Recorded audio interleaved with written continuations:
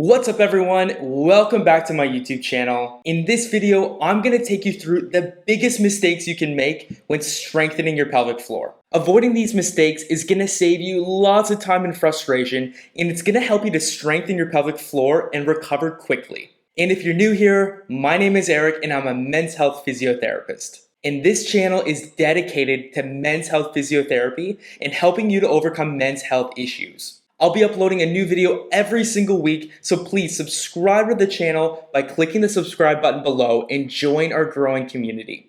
For most, the reason why you're doing Kegels, also known as pelvic floor strengthening exercises, in the first place is likely to fix urinary incontinence and erectile dysfunction. So you want to be rewarded for your efforts and see results quickly. Well, then get that pen and paper ready and get ready to take notes. Here are the biggest mistakes to look out for when strengthening your pelvic floor. Mistake number one is setting realistic expectations. If you set a goal of, let's say, increasing the size and strength of your muscles, well, if you follow the proper gym routine and diet plan, you'll be able to see the progress as your muscles grow.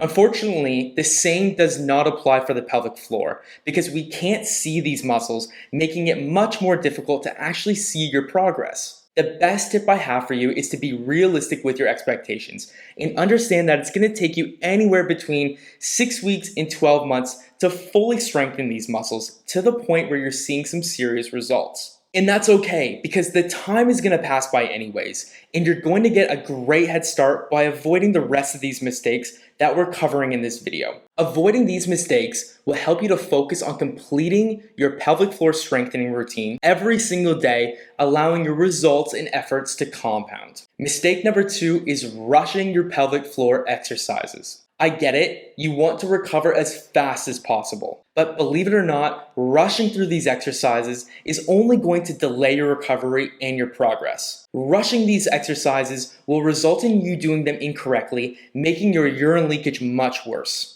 And as I mentioned before, you can't see your pelvic floor muscles, but you can definitely feel them. So take your time, learn to feel the contraction, and replicate this feeling every single time you complete a contraction.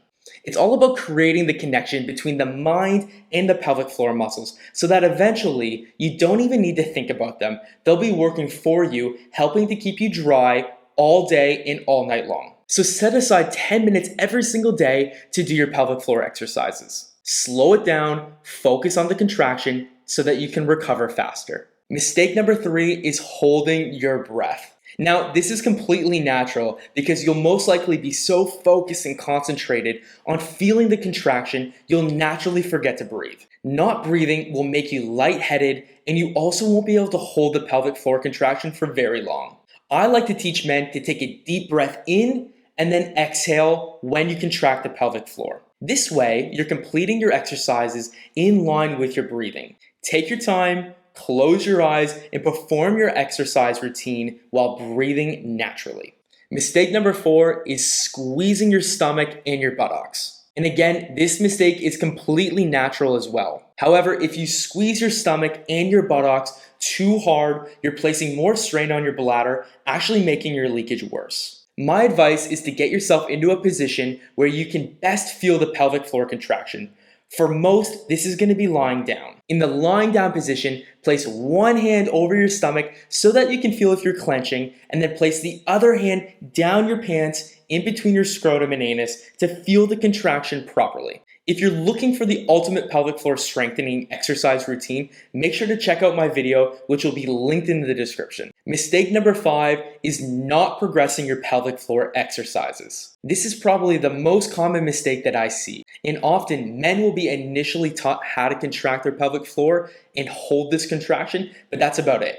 This is a problem because if you aren't progressing your pelvic floor exercises and constantly making them more and more challenging, your results are just going to plateau. So my advice is that every 3 to 4 weeks, you should be progressing the types of contractions such as endurance holds, power squeezes, or even just simple contractions. You also need to be progressing the positions you complete your pelvic floor exercises in, such as lying down, sitting in a chair, and standing up to ensure you are completely strong and covered amongst all the positions. Mistake number 6 is not physically feeling the contraction take place. If you can't feel the contraction happening, how can you be sure you're even doing it correctly? Fix this mistake by taking the index and middle finger on your dominant hand and slide your hand down your pants and place them on the skin right in between your scrotum and your anus. Now gently apply pressure into the skin and hold this position for every single pelvic floor contraction.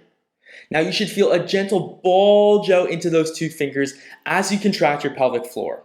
Close your eyes and really concentrate, as it will be difficult to feel when you're first starting out. And that's gonna wrap up this video. Please make sure to subscribe to my channel by clicking the subscribe button below and leave a comment down below if you have any questions at all. Thank you for taking the time out of your day to watch my video. I really hope it helped you in some way. And remember to keep going regardless of your situation, and I'll see you in the next video.